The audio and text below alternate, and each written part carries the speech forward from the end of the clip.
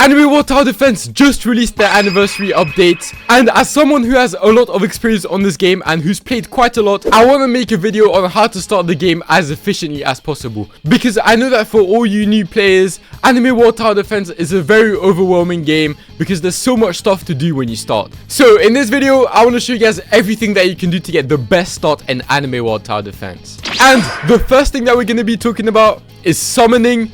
As you guys can see, I'm still on the old map. As of recording this video, the update is about to drop tomorrow, but the basics aren't really going to change, so I thought I would make this video early for you guys so that as soon as the update drops, you guys can watch this. And I think when the update drops, there is going to be a new anniversary banner like there was last year, so it should be the best banner in the whole game. But if there isn't, I would recommend everyone that's starting to summon on the Stardust Crusaders banner. And if you're wondering how to get those puzzle pieces which you use to summon, it's actually very easy. You go into quests and you're gonna have daily quests which give you a lot, weekly quests which give you even more, but where you actually get most of your puzzle pieces once you're done with the daily and weekly quests is through extra quests. Because clearing story, upgrading units, collecting units, and leveling up, and also score actually gives you a really high amount of puzzle pieces. And since Anime World Tower Defense does lock some of their codes behind leveling up, I do recommend making sure that you get some really good characters with a few puzzle pieces that you start with.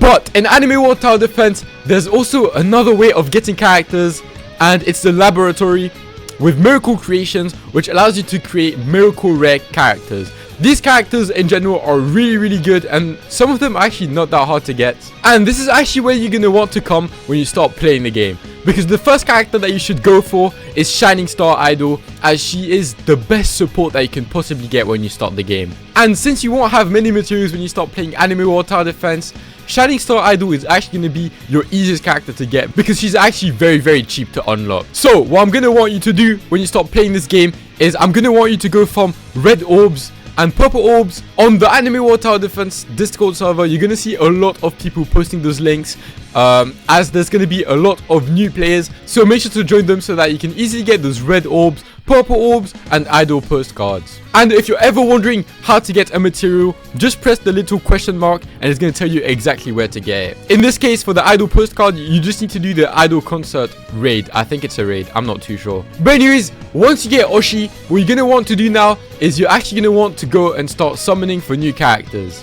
And I want to show you guys on the Anime World Tower Defense Discord the big mistake that a lot of people make, and I'm going to tell you what to do instead. If you've played other tower defense games, then you're probably used to looking at tier lists to know which characters are the best characters.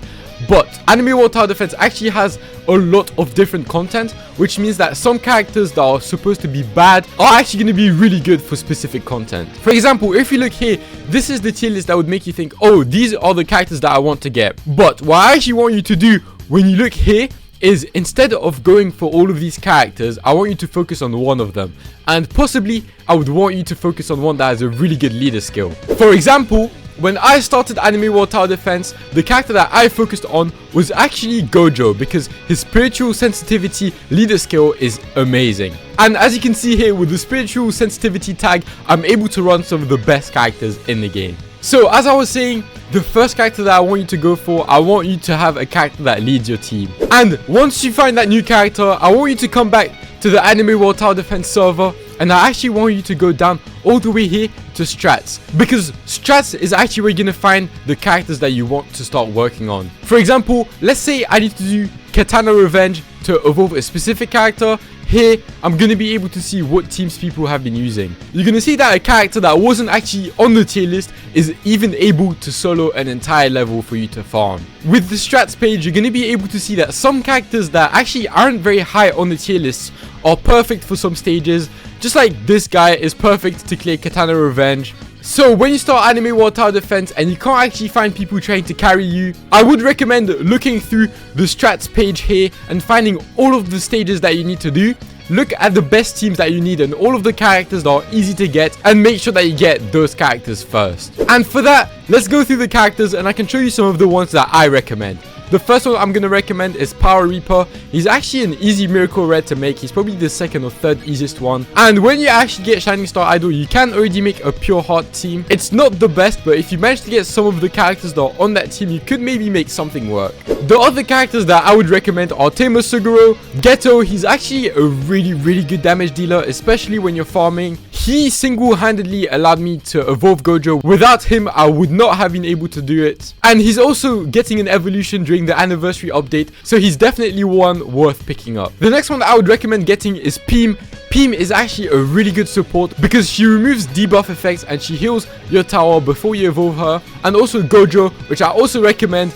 Even though he's probably going to be getting a bit outdated, he should be getting an evolution in the anniversary update, which is going to make him even stronger. So I would recommend getting him too, because as I showed you guys earlier, the Spiritual Sensitivity team is an amazing team. And since I told you guys to summon on the Stardust Crusader banner, you're actually going to be able to run this guy as your lead, and then you'll be able to put the other characters that you get from the Stardust Crusaders banner on that team with him. I'm looking around right now, but I think this is all I would recommend in terms of LR and Miracle Rares when you start the game. There might also be other characters that are going to come out in this update and are going to be really good to begin with. But as of right now, these are all the 3 that I would recommend, and they're all on the same banner. So definitely summon on the Stardust Crusader banner. But the thing that's amazing about Anime World Tower Defense is that LRs and Miracle Rare characters aren't actually the only good characters in this game. For example, Lancer is an amazing character when you start playing the game, but the one character that I will recommend is Nanami. Nanami, once again, is on the Stardust Crusader banner, and this guy is a critical character before his evolution, as you can see right here. And basically, what critical does is that it ignores different typing colors, because typing actually matters in this game. It also ignores damage reduction from metal enemies, which just makes him a really good starter character, especially if you're farming for Shining Star Idol. So definitely get him, and as I said, he's also on the Stardust Crusader banner, so that's another reason to summon on it. We also have Denji, who's an ultra rare. You don't need to evolve him, and he's actually one of the best money units in the game. So if you're able to get him, make sure that you run him. He's probably going to be on the anniversary banner if there is one. So just summon between the Stardust Crusader banner and the new anniversary banner, and you should be able to get Denji. Super rare characters are good. This guy is really good. He can actually carry you through the start of story. Tyrant Eye is one of the best supports in the entire game, and String Mage is actually one of the best leads once you evolve her twice. But I'm pretty sure evolving her twice is slightly difficult, so I'm not going to recommend her. And then finally, once we get to common characters, I think they said they're going to remove common characters and they're going to bring them up to rare once the anniversary update comes out. But Koji, Yuji actually turns into Sukuna once you evolve him, which makes him really strong. So he's definitely a character to look out for as well. I don't think he was hard to evolve, and he is on Spiritual Sensitivity. So once you do manage to get a really good team with Shining Star Idol, Gojo, Ghetto, Peem and all that stuff, you can also slap Sukuna on there and he's going to do really well. And finally, you guys heard me talk about evolving, and how to evolve is actually in the evolution machine right here. Obviously the map is going to change when the update comes out, but it should be next to Miracle Creations probably. And what you want to do is you just come here, you look at what materials you need to evolve a character. For example, let's see, I would have to come here, look at what materials I need to evolve him, and then once again you press the little question mark here. It tells you to go do the Katamura city raid, and you get all of the materials and you can evolve them like that. And just very quickly before I forget to show you guys, this game actually has kind of a reroll system. There's no traits, but you can actually reroll your stats here. I do have maxed out stats on this guy, and you just use those little reroll tokens, which are actually really easy to get. So if you get a character that you know you're going to be using for a while, you can definitely spin and try and get some good stats. I recommend getting 85 cost, and the other stats just get them slightly above 100. And the last thing for characters, which is hidden power, is you can actually use those little stars to limit break your characters, give them 5 stars, and that allows you to give them 15 extra levels, which can actually be really good if you want to make one of your favorite characters really strong. That's everything for characters. I think I went through it with a lot of details, so hopefully you guys aren't too confused. I think they said that they might change the little color icons, but the colors shouldn't change. The colors actually do matter in this game, as I said earlier. For example, if you're purple attacking green, you're going to end up doing 2 times more damage than you normally would, which is actually a really high amount. So when you're struggling on a level, make sure that you check what color the level is and build your team to counter that as well. And just before I move on to the next part, let's go through the lobby because I actually want to show you guys some little things and explain to you guys how they work. The first thing is the token exchange. As of right now, I don't think it's really worth it. There's not many good things in here, but basically there's a battle pass in this game, and once you finish the battle pass, you get that golden token, which allows you to buy characters throughout this little collection. Then if we move to summon, I know I already talked about summons, but there's also a mini banner here which uses souls, and I just want to tell you guys, this is kind of important. Stay away from it. Souls are really important when you start playing the game, and most of the characters here aren't actually worth summoning for. The only two characters that you want to summon for are secrets, and they're going to be Witch Knight, which is an amazing support for damage farming, which you're going to see. Damage farming becomes really important later into the game. And Demon Sword is the other character. I won't recommend him as much because even though he's a really good character that can really carry you in some stages, he's not really a necessity, and you can really leave him for when you have nothing else to do. And finally, let's look at adventure, which is the last thing that I haven't actually talked about. And before we talk about the main thing, which is in the teleport room, I want to tell you guys about weekly challenges, which as you guys can see right now is coming soon, but it should be out as of the anniversary update. I looked at the sneak peeks and it looks like the rewards will be really good. And the other thing is Abyss Dungeon. Abyss Dungeon is really important. It allows you to get some really good characters. Miracle Rare Stone Doctor, which is the character for this Abyss, is actually the best money unit in the game right now. And you're just going to keep getting really strong characters from Abyss Dungeon. So make sure that once you get pretty strong, you farm for your Abyss Dungeon team that will carry you all the way up to level 50. And make sure that you do the Abyss Dungeon every single time a new one comes out. And the most important thing in this video, I think, is I want to teach you guys how to actually know how to make a team, because it's really important to know how to actually beat stages and how to make a team, because even though it's really easy to look at the Discord, sometimes you might not have all of the characters or the teams might be outdated, which makes it harder than it actually is. So what I want you to do is I want you to come here into the waiting room, pick the stage that you want to do. For example, Tomb of the Star, this is what you need to get Gojo, and I want you to do Insane. Insane is the bare minimum that you can do. If you somehow manage to find people doing Challenger, do it, because it gives you a permanent +1 item drop that you actually get from doing Insane after. So instead of getting 3 items, you get 4 items. But if you don't manage to find a team that's doing Challenger, that's fine, just do Insane. It's a bit less rewards, but you still get a lot, so it should be fine. And what I actually want you to do is look at the enemy list. The enemy list is going to tell you if there's any like debuffs that you specifically need to bring. In this case, I guess Healer is the one that you need to worry about. Actually, Stunner and Healer, because Stunner gives you a debuff on your characters which prevents them from attacking. So you need to get a character that can remove debuffs or that can resist debuffs. And Healer isn't really that much of a problem, but you can bring a burning or a bleed unit to get rid of healing. And if you want to know which type of characters to bring, you just want to look here. Toji has a little green icon next to him, and that simply means that you want to bring purple characters to counter it. There's also a few Easter eggs when you come in the selecting room, which are pretty important. If you come here in the event stage and you actually spam, I'm going to show you guys, you get Pinky Island.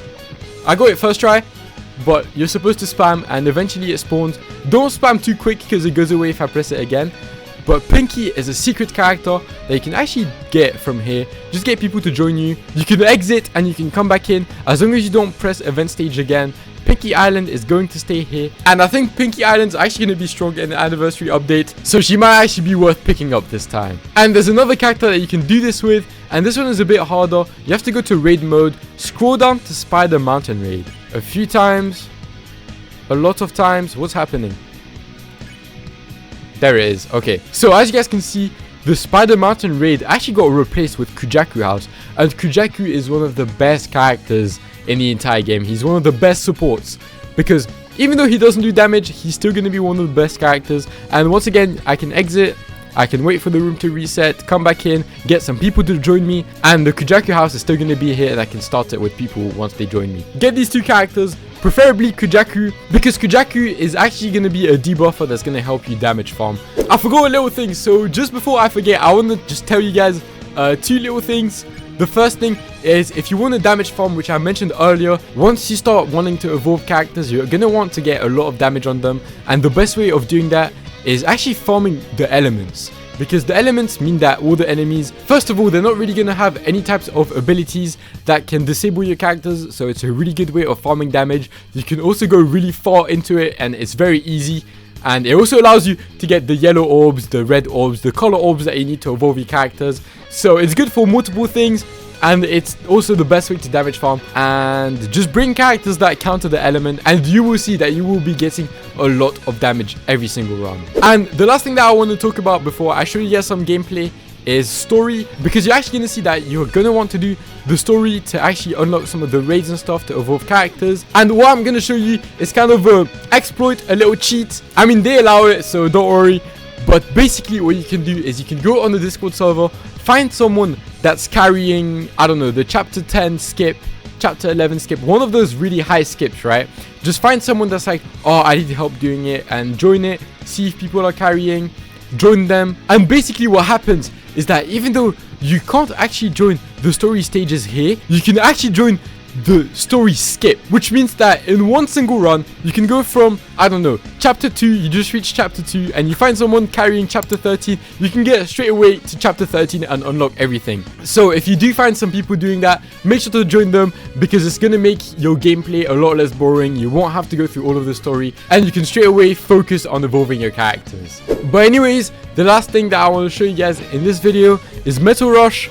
Metal Rush is how you get money in this game, and at the same time I can kind of show you guys how to play, right? So right here, as I was telling you guys earlier, there are some stages which are difficult because of the enemy characters, that you need to bring specific characters to counter them. This is one of them where you need to bring metal characters, but as I told you guys, bring Nanami.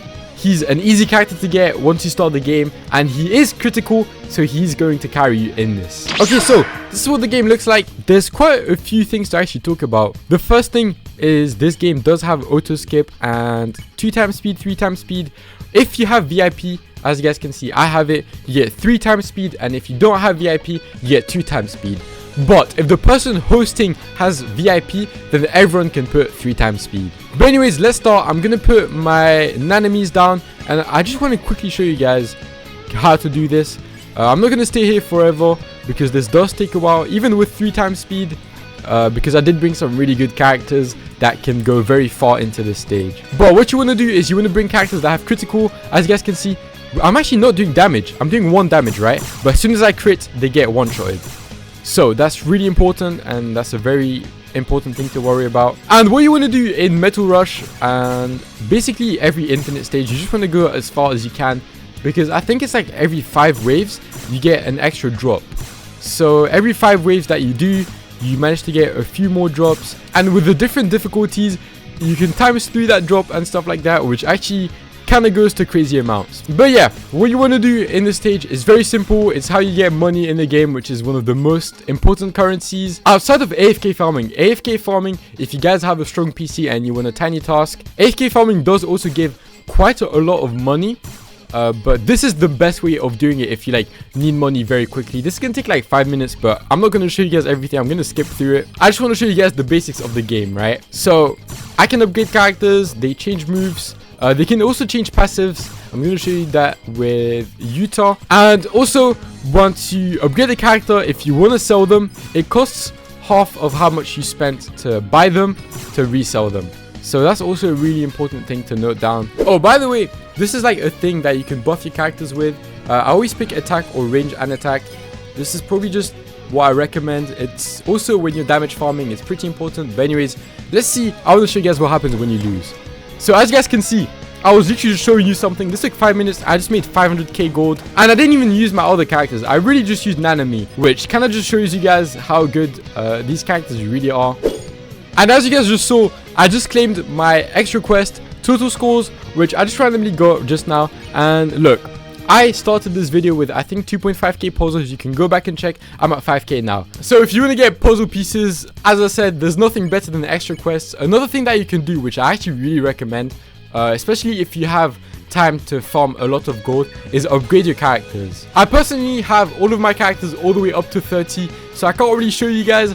But what you want to do if you want to make quick puzzle pieces and you have a lot of gold is you just want to come here, pick your common characters and your rare characters, just the cheapest characters basically, and you want to get them to the highest level that you can. So I would start by getting all of them to level 10, then all of them to level 20, and finally once you're done with that, all the way to level 30. And you're gonna see all of the puzzle pieces just coming in. But very quickly, just before we finish this video, the last thing that I want to talk to you guys about is the shop. But because I feel like that's something that people actually look at in Roblox games, and I just want to tell you guys, those special deals, don't get them. They would be good deals if the characters themselves were good, but they're not. The puzzle pieces are also pretty expensive for how much you get. I got 2.5k, as I said, in a few seconds, and getting 2.5k would take about 700 Robux, so not really worth it. Skins, I can't really say because I feel like that's just if you like the skin or not. But if you like the skin, they do give a bunch of puzzle pieces as well, and I do have to say they do some really cool stuff. So I mean, yeah, if you want them, definitely you can go for them. And VIP, yeah, I'm just gonna tell you, get VIP. It's 500 Robux, which is kind of expensive, but it's definitely worth it. So if you have a bunch of Robux sitting around and you're gonna play Anime World Tower Defense, I recommend getting it. But anyways, that's gonna be it for this video. I went through basically everything that I know for you guys that are new to the game, and hopefully that helped you understand the game more, and hopefully gave you an idea of how to actually start playing the game. So I hope you enjoyed this video. If you did, make sure to like and subscribe because I'm gonna be playing Anime World Tower Defense a lot in this new update. But anyways, bye.